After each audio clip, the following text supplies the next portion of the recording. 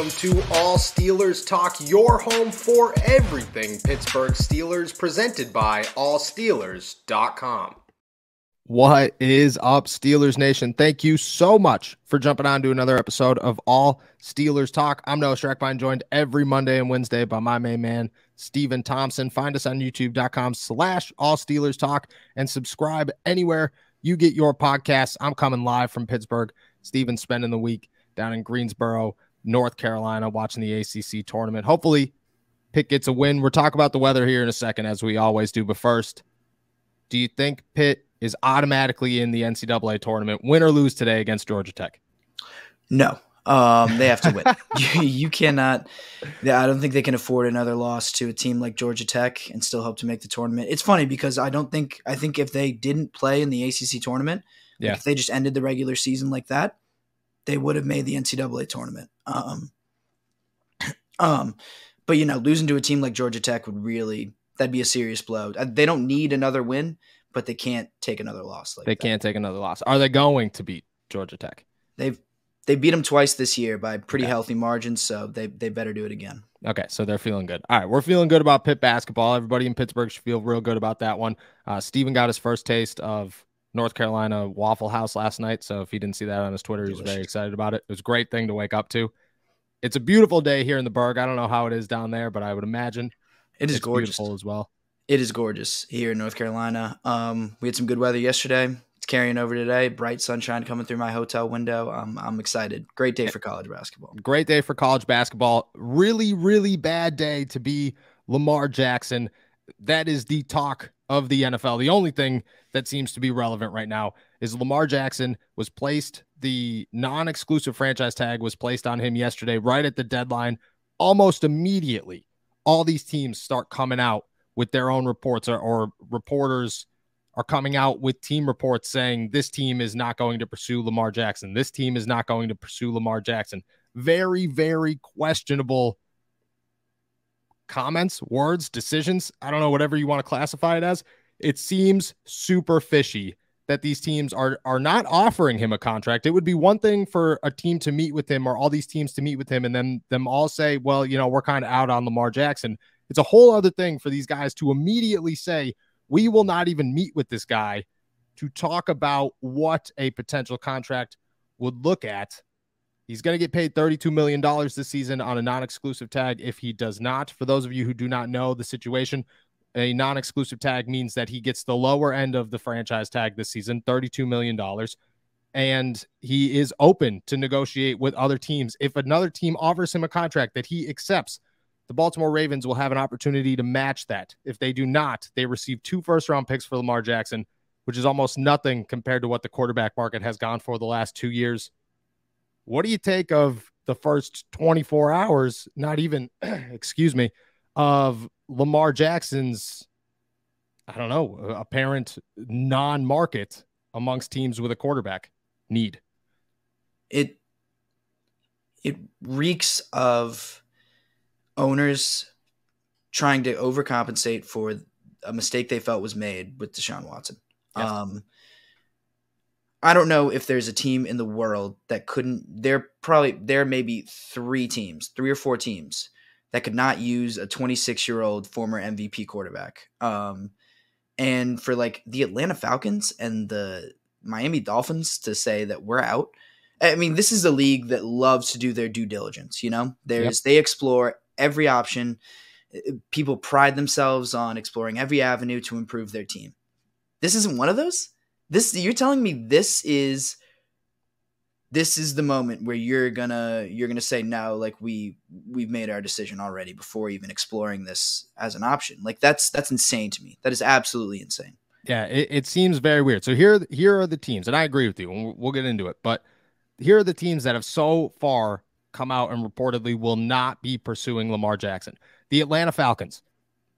Desmond Ridder is the only quarterback that you could think is their starter in 2023. The Miami Dolphins, who 1 week ago at the NFL Combine, we were hearing reports that the Dolphins are open to looking for a new quarterback, which includes moving on from Tua, but apparently does not include Lamar Jackson.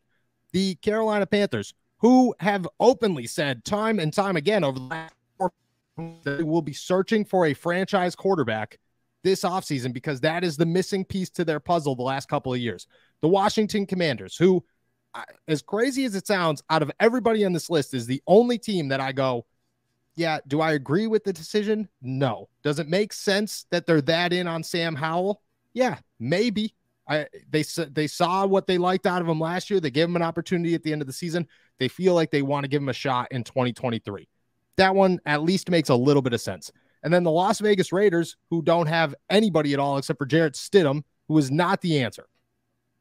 I've come up with the list earlier because I was sitting around thinking about what teams could possibly trade for Lamar Jackson. Of those guys that were not named, the other teams that I could come up with, the Tampa Bay Buccaneers, which have no salary cap space, so maybe, but they'd have to make something work. The San Francisco 49ers have been open that they do not know what's going to happen at quarterback and that they are open for another quarterback. Lamar Jackson and Kyle Shanahan seems like a match made in heaven to me. The New York Jets, who are in on Aaron Rodgers, so I get that one. The New England Patriots, who me and you have talked about, and the Indianapolis Colts. Everybody else has said, no, we're not going to pursue Lamar. Doesn't make any sense whatsoever. It is not as if these teams will have to go pay him a fully guaranteed deal just by talking to them. All they have to do is go negotiate and say, hey, this is what we're willing to pay. Unless his contract, unless his side, which I think that the part that gets most blown away in this entire situation is the fact that Lamar is representing himself, which means that his agent is not out here calling other teams saying, hey, this is what Lamar wants. We're not budging. It's just Lamar Jackson, who is definitely not talking to other teams because he's not allowed to talk to other teams.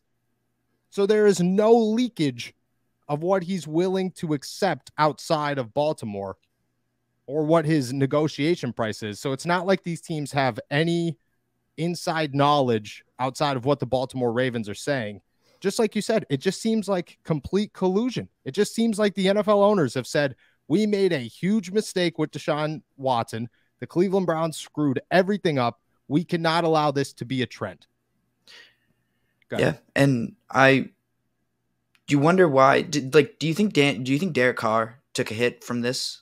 Like, do you think he kind of had to feel the ramifications of Deshaun Watson getting overpaid? Do you think his contract was? I think Derek Carr took the hits of Russell Wilson and Aaron Rodgers. Those guys that signed big deals elsewhere are not Aaron Rodgers, but Aaron Rodgers signed a huge deal in Green Bay. They were unable to do other things. Russell Wilson signs a huge deal in Denver. Now it's like they're stuck. So I could see Derek Carr doing that, but at the same time, it kind of felt as if Derek Carr was open to taking a team-friendly deal to say, hey, let's go win something. But I still think that's two totally different situations because Lamar Jackson's 26 years old, has won an MVP, is one of the best quarterbacks in football, undeniably, whereas there's questions about Derek Carr and what he could win and how much he could win for your team. Just seems like a different situation. And that's a good point because you look at other contracts, and that's where I think things get iffy. Is, okay, you don't want to hand Deshaun Watson or a Deshaun Watson type deal to Lamar Jackson. I understand that. I could totally get that. But Kyler Murray got $189 million guaranteed. Russell Wilson got 161. Aaron Rodgers got 150. You're telling me that Lamar Jackson can't even get somewhere near that? That right. You don't feel comfortable handing Lamar? Kyler Murray had one season where he proved he's a starting quarterback, and they immediately went, yep, nope, we're going to give him a boatload of money. Russell Wilson hasn't had a good year in 3 years. Boom, boatload of money. Aaron Rodgers is Aaron Rodgers. That's an isolated incident, I believe. Deshaun Watson didn't play football for 2 seasons. Boom, we're giving him a boatload of money. Right. Why is Lamar the one who has to pay the price for those mistakes, Yeah. Why can't you give him somewhere in the middle? Why can't you meet on a number and say, hey, this is it? It kind of feels, and again, I don't know the numbers, so I think the numbers change a lot of things here. But it feels as if if everybody wants the trend to go to Danny Dimes and the $80 million guaranteed and start reversing it so that they don't have to hand as much guaranteed money to these quarterbacks. And I'm sorry, but the league does not go in reverse. This is a players' league. It's always been a players' league. it very much so seems like the owners are trying to do something about that. Do you think, for one, do you think that he plays under the tag? Do you think that if nobody offers him a deal, you think he's sitting out this season? Yeah, I think so, and I think he should, because like we talked about this on a podcast I think earlier this week, but yeah, no downside to him sitting out for a year. Absolutely none. In fact, it'd probably help him to sit out for a year. So I don't think there's any reason for him to play under the tag. I'm sure Lamar is a competitive guy and he wants to play football, but look, there's no downside at all to him sitting out a year, resting up, getting healthy, and then waiting for someone to actually offer him a deal. You know, there's no, I can't think of a reason why he would play under the tag. See, in my to-go today, I said that if Lamar does play under the tag, I could see it happening because he's a competitive dude and he's going to look at this like, I'm going to show the entire NFL, screw you. You guys can't do this to me. I am not the scapegoat. And he's going to go and have the greatest season that he's ever had. He'll win a second MVP. The Ravens might win a Super Bowl.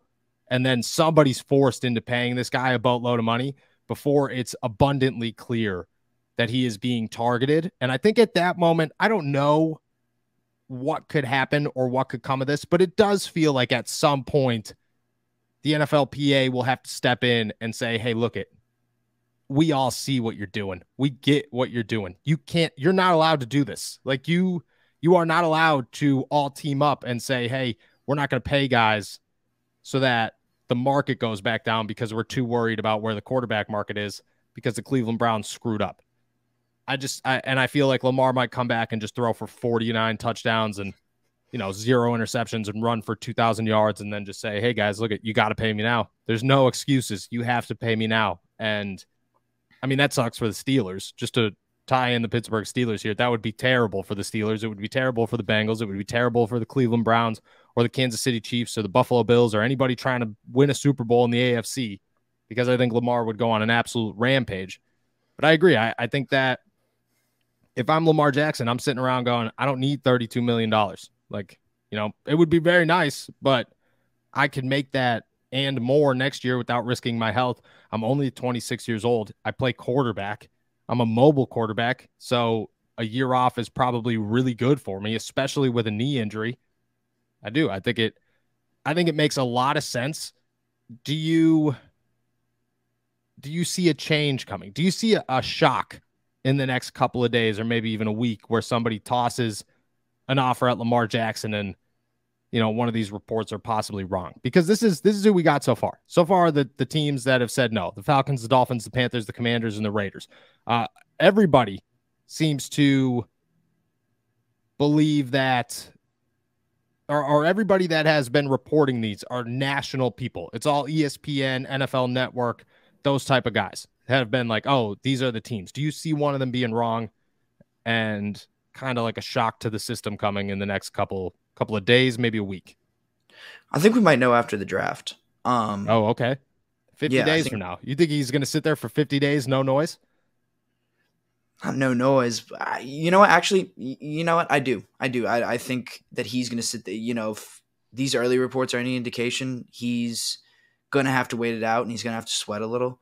But I think one of these teams is going to miss on a quarterback in the draft. They're not going to get one of those top guys. Like if you're the Falcons and your options are Will Levis or Lamar Jackson, how long are you going to let that sit before? I don't know. It seems like you would take a chance on Lamar, use your high draft pick somewhere else. Like I feel like the quarterback class is good this year. It's not deep. There's some real talent at the top, but one of these teams is going to get desperate. And I think Lamar is going to sit there long enough to make one of these teams really desperate. Do you think that there's a situation where guys are sitting there in the draft, 10, 12, guys are coming off the board, and they already have a deal in place with Lamar? They've already talked to Lamar. It hasn't hit the public maybe, and they pull the trigger right in the NFL draft. And then boom, the Baltimore Ravens now have to, and they say yes, because if you're the Baltimore Ravens and that happens, you know what I mean, the day before the draft, because the day before the draft, we'll have a pretty good sense of how the draft board's going to fall. If that happens the day before the draft and you're the Baltimore Ravens, I mean, I'm saying, okay, whatever, take them, have fun with Lamar Jackson. I'm going to go draft somebody here. We're going to take maybe a year off from competing the way that we've been competing, and I'll take your 8th draft pick. Instead of having to wait a whole year and not having a quarterback, because after the draft, then the Ravens are screwed. At that moment, they don't have any hope because they don't have a quarterback at all. They don't have the option to go get a quarterback at all. It's Tyler Huntley season. That's not good terms or good news for the Baltimore Ravens. I could see it happening where it's the day before the draft and them going, all right, whatever. And everything moves very fast and things happen or within a week. Cause I guess they have 7 days to sign the tender and match the offer sheet if he gets an offer. So I could see it happening like within the week of the draft so that it comes close. But those conversations will be had between the Baltimore Ravens and that other owner. And I think that's what's screwed up about this whole thing is that it's almost as if the Baltimore Ravens are negotiating with teams, not Lamar Jackson negotiating with teams or Lamar Jackson negotiating with the Baltimore Ravens. Do you get any sense that he will budge on a number? Do you get any sense that he is going to budge from that fully guaranteed deal? No, because I think and I don't think he should. I think he's a confident guy. I think he's proud too. I think he has confidence in who he is and security in who he is. We've seen guys sit out before. We've seen guys, kind of hold out and stick by what they think they're worth, and it hasn't exactly worked out a whole lot. I think Lamar is a completely different animal. I think he's way too good to budge on his number and what he wants. So, I kind of hope that he doesn't, and I hope that, not hope that he doesn't, but I don't think he will. I don't think he will, and I don't think he should budge on what he wants and what he deserves, quite honestly. Yeah, I agree. I think that if it's not Lamar Jackson, it's Joe Burrow is up for a contract. Justin Herbert's up for a contract. Who else? The Josh Allen already signed. I guess that would be the two big ones. But right? Those are big ones. Those are huge names. Like those guys, Jalen Hurts will be up for a contract the year after that. Huge names. You are not going to get away with this if you are the NFL. You might be able to use Lamar as a scapegoat this season and say, hey, look, we're not going to give out fully guaranteed deals. But there is zero chance that you start this trend backwards because of the names that are coming up in the market this year and next year. Because Joe Burrow is not getting a cheap deal. Justin Herbert is not getting a cheap deal. Jalen Hurts is not getting a cheap deal. There is no way around this for the NFL. And even if the owners want to tag along and say, hey, look, we're going to try our hardest this season and we're going to use Lamar Jackson and that's just the way it is. Sorry, but the Cincinnati Bengals are not going to sit there. They're not the Baltimore Ravens. And we know that because the Baltimore Ravens had everything blow up in front of them the last 2 weeks. The people are calling out their GM, their training staff got fired because of how terrible that is. Everybody's hating on the Baltimore Ravens. The Cincinnati Bengals are not going to sit there and say, we're going to start some controversy with Joe Burrow, who's taken us to a Super Bowl, taken us to 2 AFC championships, has won the North every season he's been here and healthy. There's just, sorry, Joe Burrow's our guy. We're going to pay him whatever we got to pay him to make things work. Justin Herbert, maybe he's a little different. Jalen Hurts is the same thing as Joe Burrow. There's no way they're getting rid of Jalen Hurts. They're going to pay him whatever he needs to get paid. So even if the Baltimore Ravens and the owners want to try this right now, there's no long-term success in this plan, not for the owners. Yeah, I think that's a great point. Like you might win this battle. You are not winning the war. This is a losing battle.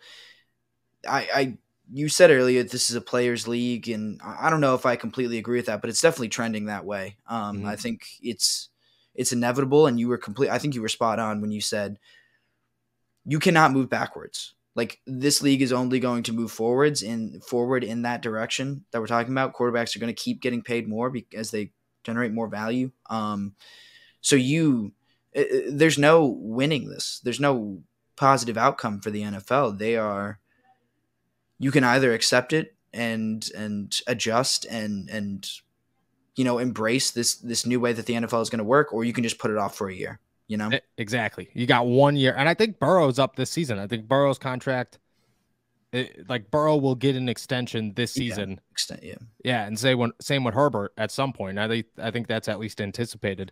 So you got 3 months. You have 3 months before Lamar's sitting around just like, oh, well, you see what happened there? Well, that should have been me. I should have started this. You tried very hard. It didn't work. I think it's, look, at the NFL owners always try to do something. You know what I mean? They are the man. They're the business. And they try very hard to make their business as profitable as it could be for themselves, because at the end of the day, it is a business. It does not work when you target the most successful people in your business. If you wanted to scapegoat Danny Dimes, it could work. If you wanted to scapegoat a guy like Kyler Murray last year, it would have worked. If you wanted to do it with Deshaun Watson, it would have worked. It would have worked so easily with Deshaun Watson. Deshaun Watson. The fact that you picked an NFL MVP who is in his prime, who has never had a team around him and still taken his team to success every single season, whose players are calling out the GM because they're doing a bad job. It came back to, it's the wrong name to try to use in this situation, and it will come back to bite them in the butt. I think Lamar still gets screwed in it, but I don't think the long term is going to turn out the way that the owners are sitting around hoping it is. I mean, for Pittsburgh Steelers fans, just like you said, though, if he doesn't play under the franchise tag this year, they're screwed. The Baltimore Ravens, you might as well hang it up and take a year off, because you're not going to compete with teams in the North. You're not going to compete with teams in the AFC. There's no way you're getting through Kansas City or Buffalo in the playoffs with Tyler Huntley as your quarterback. It's just not going to happen. So, I mean, sucks to be the Baltimore Ravens. I think this is still the beginning of the end for them. They made their bed, though. Yes. That's the thing. Like, there's no one who should feel bad for the Ravens. If I was a Ravens fan, I'd be pissed at their ownership. Like, oh, dude, they're mad at us. The DMs that I have gotten, the emails that I've gotten, the YouTube comments, the last 24 or the last, when did we put out the it's all over for the Ravens episode? On Monday, I think. Yeah. 48 hours ago. 48 hours ago. The messages have been nonstop. I'm talking 1 a.m, 2 a.m. People are like, "What? I can't believe that you're saying it's all over for the Ravens." I'm like, well, I can't believe that you think that there's a chance. Like, I don't know what you're looking at right now saying, well, I think we're going to be just fine. I think the Ravens are going to be A-okay. They got Tyler Huntley, and in worst case scenario, Anthony Brown is the third string quarterback, and he played well at Oregon when he decided that he was going to throw the ball once in a while. So good for him. Now, the Ravens are in trouble. Just like you said, they made their bed. They got to lay in it. Whether they want this to work out or not, it's not going to work out in their favor. And if Lamar Jackson plays under the franchise tag, I do hope that he goes off for like 7,200 yards and like 60 touchdowns. Absolutely. And then next year he gets the biggest contract in NFL history, and I hope it's not in Baltimore, so that he could say, screw you, Ravens, I'm out. Yeah. So that would be perfect. Let's talk a little bit of Pittsburgh Steelers football here. Free agency is approaching. It is next week, a week today it starts. This is a public service announcement. Manscaped now has beard products and is going even further with their brand new Weed Whacker 2.0. Go ahead and tell the world. The leaders in below-the-waist grooming are traveling north of your South Pole with their revolutionary grooming products. The new Weed Whacker 2.0 and their new beard line confirms they have all the best tools for your hygiene toolbox. Time for you to upgrade your game by going to manscaped.com and using our code STEELERS20 for 20% off plus free shipping. Gentlemen, meet the new Beard Hedger Pro Kit. It is the ultimate package that makes it easier than ever to craft your signature look. It all starts with the cordless electric Beard Hedger. The Beard Hedger is tough on hair but smooth on your face, leading to single stroke efficiency that brings satisfaction one stroke at a time. This waterproof cordless trimmer has rotary wheels that gives you 20 hair cutting lengths, all with one guard. So, no more messy drawers full of extra add-ons. The Pro Kit also comes with the dermatologist-tested formulations for your post-care trim. This includes Manscaped's beard shampoo and conditioner, beard oil, and beard balm to moisturize, style, and shimmer your new beard. Plus, this kit has 3 free gifts: a beard brush, a comb, and scissors. With a nice beard, your face is perfectly groomed, right? Wrong. You need to keep an eye out for those tough-to-trim ear and nose hairs.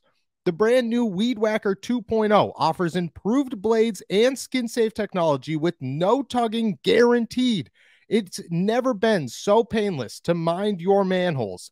Now that you have your face looking great, you must try Manscaped's Performance Package 4.0 for your full body grooming experience. Good news. The Performance Package 4.0 now comes with the Weed Whacker 2.0 and all of the other below-the-waist grooming products Manscaped is known for. Your significant other will be delighted to see you covering all the bases, if you know what I mean. So, get 20% off with free shipping with our code STEELERS20 at manscaped.com. That's 20% off with free shipping at manscaped.com. And all you have to do is use our code STEELERS20. Always use the right tools for the job with Manscaped. There's a name that I think is my new favorite on the market. I know the fit isn't perfect. He plays a little bit more defensive end in a 4-3 than defensive end in a 3-4, but I think he can make it work. It's Frank Clark. Just got released by the Kansas City Chiefs a couple of days ago as a cap casualty. He's 30 years old. He'll be 31, or he's 29 years old. He'll be 30 by the start of the season. He's coming off a 2-year, $30 million deal where he got cut after the second season. So he's set to make $15 million a year. Spotrac has him at $12.4 million average salary right now as his market value for his next deal. Last year he had 39 tackles, 5 sacks. He's not a big sack guy, which is why I think he'd still work in a 3-4 defense, but he's a clog the middle type of guy. 13 quarterback hits. He actually had a safety. I mean, he's a 3-time Pro Bowler before this season. His run in Kansas City has been unbelievable. And I think if you're the Pittsburgh Steelers, you got to look at him and say he's definitely an upgrade over Larry Ogunjobi. He's not going to be super expensive. Why can't we just go make that work? And add a superstar that gives you at least 2 years next to Cam Hayward, TJ Watt, and Alex Highsmith. I think that's the best defensive line they've had in like 5+ years. Right. Just imagine Frank Clark when all the attention is being paid to TJ Watt and Cam Hayward and Alex Highsmith. Like, that would be unbelievable. I know like you said, the fit isn't perfect, but I would love a guy who can just stop, like, can help them stop the run. Like, they have pass rushers, you know, they have guys who can get to the quarterback. I'm not as worried about that as I am about run defense being able to limit other opposing teams on the ground. So I'm with you. I really like Frank Clark. I think it would be a good signing. What do you think so that's, you mentioned that Spotrac value estimation. Do you think, would you kind of take an over and under on that valuation? Dude, I'm handing him that perfect deal. That's where I feel very comfortable in this. Is a lot of people will name names that are too expensive for the Pittsburgh Steelers. Like, somebody tossed out Leonard Floyd the other day when he got cut, and they were like, yo, the Steelers should go sign him. He's the perfect fit for TJ Watt and Alex Highsmith. It's like, yeah, he'd be an unbelievable third outside linebacker, but at the same time, he's not going to get paid like a third outside linebacker. I think Frank Clark is nearing the end of his prime, or is at the end of his prime enough where his value will decrease. And I think a 2-year, $12 million deal. Larry Ogunjobi played for a 1-year, $8 million deal last season. The Steelers have a much better salary cap situation right now than they did a year ago. I think it's easy to say we'll spend $4 million more to go get somebody that we feel even more confident in than Larry Ogunjobi, who's the same age as Larry Ogunjobi, and who's coming off 4 phenomenal years in Kansas City, just won a Super Bowl. So he just won 2 Super Bowls in the last 3 years. So he knows how to win Super Bowls. I just think that it's such a good fit for the Steelers on that defensive line. There's a lot of positions that I think they should go young at. I think they should go young at inside linebacker. I think they should sign a starter next to Myles Jack for cheap, but I think they should draft an inside linebacker. I think they should draft a cornerback. I think they should re-sign Terrell Edmunds and not have to worry about that. The third edge rusher, I could see them going young there too if it's not for Bud Dupree. Defensive tackle, defensive end, I think is a spot where you get a big guy. If you get a guy like the dude out of Baylor, Siaka Ika. Yeah. Mm-hmm. You could plug him in the nose, and then you've Cam Hayward and Frank Clark next to him because you spent a little bit of money. I mean, that's unbelievable. That is the ideal defensive line situation for the Pittsburgh Steelers. Plus, that nose tackle is learning from Cam Hayward and Frank Clark. You know, DeMarvin Leal is learning from Frank Clark. You know, Isaiah Loudermilk is learning from Cam Hayward and Frank Clark. This is what you're looking for if you're the Pittsburgh Steelers. I'm paying him $12 million, 12.5, totally fine. Not even worrying about it. And I'm telling him, hey, look, we got a young team. I don't think you're going to get an option with as much upside on defense as you're going to get right now. And I'm sure his market will be high, but I don't know. I think if the Steelers could swoop in and grab him early, that is the perfect starting point to free agency. And I think he surpassed Bud Dupree for me as like the go get him if he's the top of the guy or the list and makes sense free agent signing for the Steelers. Yeah, absolutely. I would take him 10 times out of 10 over Bud Dupree if you're making me choose between those two. It almost makes too much sense. Like he said, the market's going to be pretty crazy for him. But if they can get in early and that would be a steal, and that would be an absolutely perfect start to free agency. Do you think they can get him before the draft, or will they? Oh, I do. If I'm the Steelers, that's the guy I'm looking for as early as possible. And just to bring up the guys that will be competing with him, I guess there's definitely going to be some bigger names, you know, but are some names that are in the same category, I guess. But I don't think Frank Clark's going to be the guy that just gets a boatload of money thrown at him from somewhere, because you got Robert Quinn on the market. You got Brandon Graham on the market. You got Yannick Njoku on the market. You got Jadeveon Clowney, which, say what you want to say about him, but he's on the market. Dean Lowry's on the market. Jordan Phillips is on the market. Justin Houston, Marcus Davenport are on the market. Carlos Dunlap, Dante Fowler. There are names. Solomon Thomas, if you still believe in him. Jason Pierre-Paul. There are names to where people will not go out there and say, hey, we're going to hand Frank Clark $30 million over 2 seasons because, we need a defensive end. I think that there's going to be cost-friendly players that teams will say, hey, we're gonna work the market to the best of our abilities. If I'm the Pittsburgh Steelers, when's it open? The 15th? The 15th. And I think I've been told that they can negotiate now. I don't really know how all that works, so we're just going to stick with the 15th. The 15th at whenever it starts, midnight or whatever, I'm offering Frank Clark. I'm saying, hey, look, man, like I want you to have a deal that you feel comfortable in and that we feel comfortable in. Let's sign it right now. Let's get it over with. That legal negotiation period before that, he's the only guy I'm talking to outside of our own. I think if you're the Pittsburgh Steelers, you let this one slip up because you're going to re-sign Larry Ogunjobi.